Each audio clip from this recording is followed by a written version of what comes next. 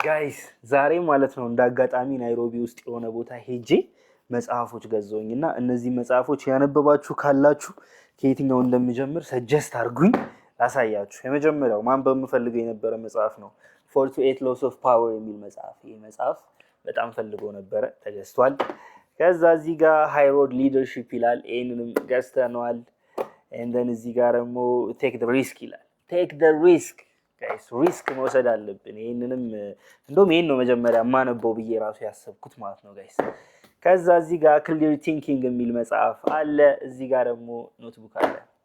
እነዚህን አራት መጽሐፎች ጋይስ በብዙ ብር ነው የገዛኋቸው፣ ግን በቃ በጣም የምፈልጋቸው መጽሐፎች ናቸው ብዬ ነው የገዛሁት። ስፔሻሊ ታይትላቸውን ብቻ ወድጄ የገዛኋቸው አሉ። ለምሳሌ ታይትሉን ብቻ ወድጄ ነው የገዛሁት።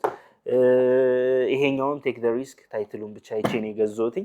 እነዚህ ሁለቱ ግን ከመጀመሪያውም እንዲኖሩኝ የምፈልጋቸው መጽሐፎች ነበሩ። በተለይ ይሄኛው በጣም የምፈልገው መጽሐፍ ነበርና ባጭሩ ነው ያገኘሁት። ጽድት ያለ ያ ጋይስ።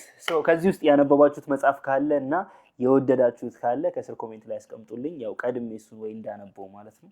ፒስ አውት።